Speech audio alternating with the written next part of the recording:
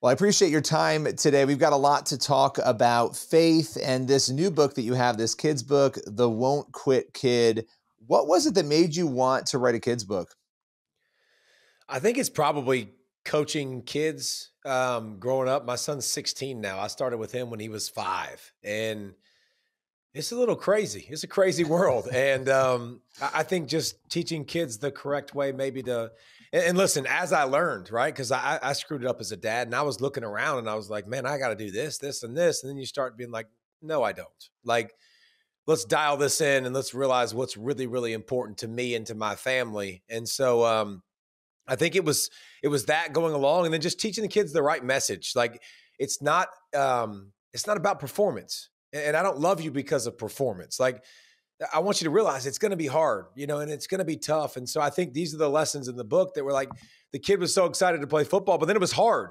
And so much nowadays, you see so much clearing obstacles and hard things out of the way for kids when they need that. They need that to grow to who God's going to make them to be and to build their character and strengthen them down the road. So I think all of those things kind of culminated with getting together and starting to write the book of The Won't Quit Kid.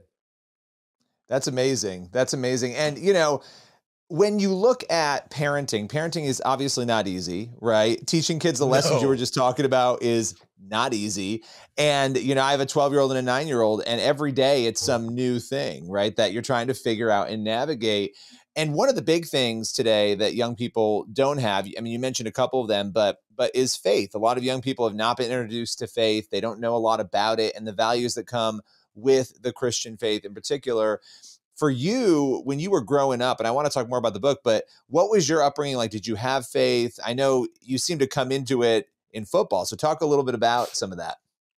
No, I didn't. I did not have faith growing up. In my senior year of high school, a couple things happened, man. I had a neighbor that invited me to go to a lockout. And he was like, I was like, well, what's a lockout? And he's like, well, that you come to the church and we lock you in the church and you stay there the whole night. I'm like, I'm out. And he was like, but you get to play sports and stay up late. And I was like, okay, well, I'm in. And so that was the first time that I'd ever heard Jesus. I've never heard about Jesus in any kind of, I'm sure there were people that had said stuff, but never really thought about it, heard about it, been in church. And then I had a teacher named Mark Watson, a physics teacher who I literally was really good at ruffling feathers. That's one of my strengths, and getting teachers annoyed.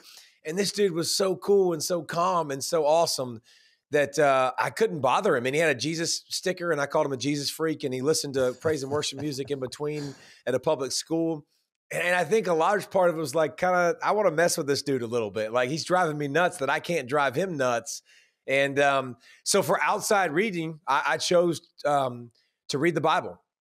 And we had to read 200 pages of a book. And I went to my English teacher and I'm like, hey, I want to read the Bible. And she was like, absolutely not. What made you want to do that? Was it the teacher and that, event that you were at? Like, what made you choose that? I think it was the culmination of the two. It was going to the lockout, hearing about it, having a teacher that was all about it, but that lived a life worth emulating, that was different and unique. And then I think there was some of this too, Billy, where I think that I also wanted to piss him off and prove him wrong. So don't give me all the best motives here. Like I was doing the right thing. I think there was all of that kind of wanting to prove him wrong a little bit and to be different. And so my English teacher said no. And she said, I don't know the Bible. I can't check to make sure you read it. And I said, Mr. Watson will. And she was like, did you talk to him? I said, no, but I said, I can go ask him and I bet he will. And he did.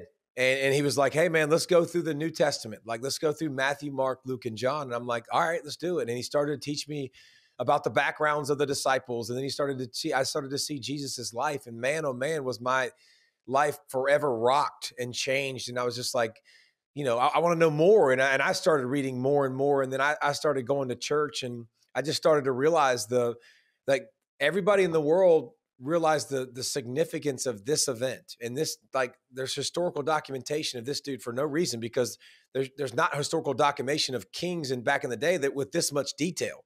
And so I started to read about Jesus and his life, and I accepted Christ, and had the good fortune of having a coach in college that was living for Jesus with Mark Rick, that continued to help light my fire and show me what I had a great daddy at home. Norm Pollack is a stud. Love that dude. But he didn't have a walk with Jesus. And so having a coach that could show me what that looked like only set it on fire more and made me to continue to live for a higher purpose. That's amazing. And so you obviously, it carries you through your career.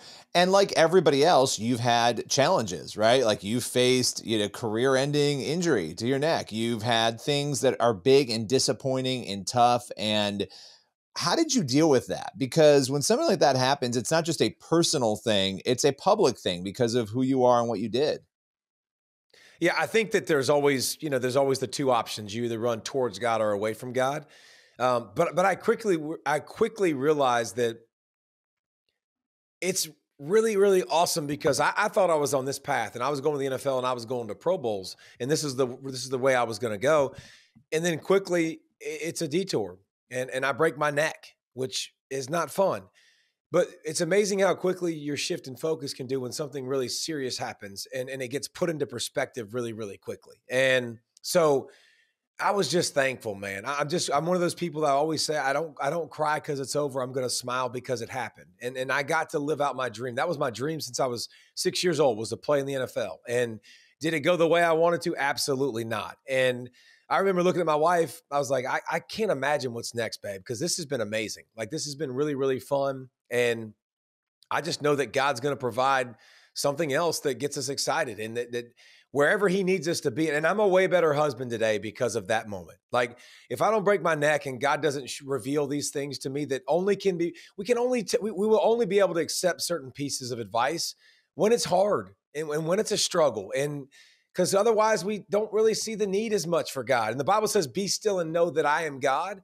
And Billy, I didn't do that. Like I had a faith and I was living my life, but I was just go, do. And I would talk to God when it fit into my schedule and when it was convenient. But bam, everything slowed down. It was like, okay, well, hey, maybe you'll hear from me now that you slowed down and got still enough to hear it, right? And now you're forced now to you at can that hear point. the things. That's exactly right. And the Bible says that, and be still and know that I am God, and I got to do it, and I got to accomplish it. And God started to grow me, and I'm a better spouse. I'm a better dad. Like I wouldn't have experienced so many of these things that I got to go through. And I'm excited and I would not change it. Like those things made me exactly who I am. And I needed those things to wake me up and show me what real faith was, to show me what grace was, to show me what it's like to deal with really, really hard things. And how are you going to respond? And those hard things are continuing to come throughout my life. Yeah, well, and it's like, a lot of people, they choose bitterness or anger when these things happen, right? And I understand, I mean, we've all been there when something happens and the initial response is, why God, why did you let this happen? But I think all of us would also admit, every human being, even outside of the Christian faith, I happen to be a Christian too, obviously, but that the things we learn the most from are the hardest things, or the things that were painful, or the things that were unenjoyable. That's where we learn. I don't have a lot of memories of learning from positive things. Not that you don't. They're not the things that stand out to me, though. I don't know if you want to reflect on that at all, but it's important. Well, I think true wisdom is being able to learn from things that happen to other people and other circumstances. But I don't think that's the way we really learn the most. Like I would love to say that I can learn that way, but the problem is I got to be slapped upside the head. And most people. And here's do. the thing. But Billy, if I live out this faith, if I live out Romans 8:28, and I realize that God is for us, like we serve a God that is for us and that wants us to prosper and be successful, and realize that some things He's going to take us around, man. Like we are going to go around potholes in the road, but there's some things that we just got to go through.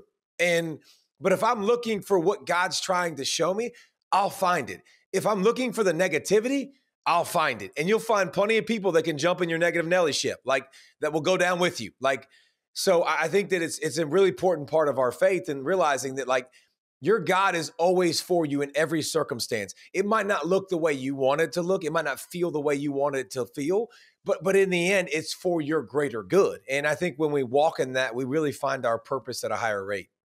Yeah, no, I love that. So bringing it back to the book, The Won't Quit Kid, in light of everything we talked about from your story, from what is inside this book, when kids, and not just kids, because the parents are reading this book with kids most of the time, what do you want everybody thinking and feeling when they're done with The Won't Quit Kid? Well, I think I have a coach that coaches at North Oconee, and he actually, his son He's 9 years old, and he started doing like workouts with him a little bit, like push-ups and sit-ups and body weight stuff. And they've been reading the book because they bought the book a couple months ago. And so as they've been reading the book, his dad said he wanted to work out at a certain time. And so he came down and he was like, I don't really want to work out. And he said the book was right there on the table, and he looked over and he was like, oh, never mind. I can't quit. And that's what I want. Like, I want a generation that's has more obstacles removed for them out of the way than ever has. Like, we just continue to make it easier and the path easier. And we don't want struggle. We don't know how to face resilience. By the age of 13, 60% of kids are quitting sports now. And that's like, there's so many life lessons in sports that make us better, that help us grow. And there's so many things that God will reveal to us if we'll let our kids fail. Like, let them fall, let them stub their toes so they can learn and so they can continue to build resiliency and grow. And that's what the book is about. Like, it's going to be hard, it's going to be hot, and it's going to hurt. The 3 H's in football. And how do I now go with my mind and go, okay, how do I make this successful? It's not touchdowns. It's not tackles. It's showing up with great effort, being a great teammate, like giving it all I can and continuing to try to get better and grow in the process. And I think every parent wants their kid to learn that. Yeah, no, I love that.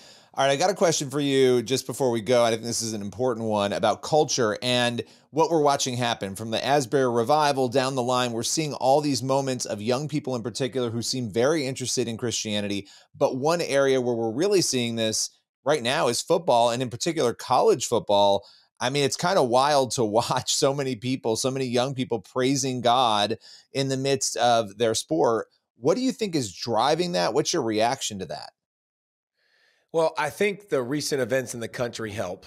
I think it's, I think there was a connotation a lot of times that when you said Jesus, it was a negative thing, but you could say other things that were equally as negative and not get bad or a backlash from it. But now, like, freedom of speech is becoming more of a thing, and it should be freedom of speech. But I think, I do think this too, Billy. I think athletes, like, you don't really have a choice to hide anymore. Like, with all the media accessibility and social media and all this stuff, like, people are going to get to know what you believe and what you feel. And so I think it's really, really cool. And I feel a revival in our country, man. I feel like we're heading in the right direction. And I feel like young people are embracing their faith journeys and embracing it to share. And here's the thing, just like with my story and how I came to faith, it wasn't that somebody knew the Bible inside and out why I came to faith. It was 2 reasons. An invitation. Somebody invited me. Like, somebody invited me and let the preacher do the work, right? Let the other people do the work. Don't feel bad if that's your role in somebody's life. That's a great thing to have. And then number 2, living a life worth emulating. Like, that's the most important witness we have. Like, the way we live our life on a daily basis, it's not scripture. It's not talking a certain ways. The Pharisees had that mastered. They had that mastered to a T. Like, it's how do we treat people and how do we live out our faith on a continuous basis. So it's fun to see kids living out their faith, not to be ashamed of the gospel, like to be okay saying the name of Jesus, which for a long time, I think people were like, you can't say Jesus. God's good. We're good with God, but like, don't say Jesus. And so I think I'm enjoying it. I think it's a fun thing to watch in our country.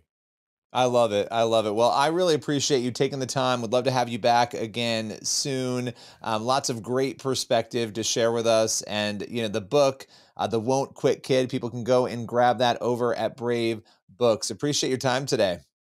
Thank you, my man.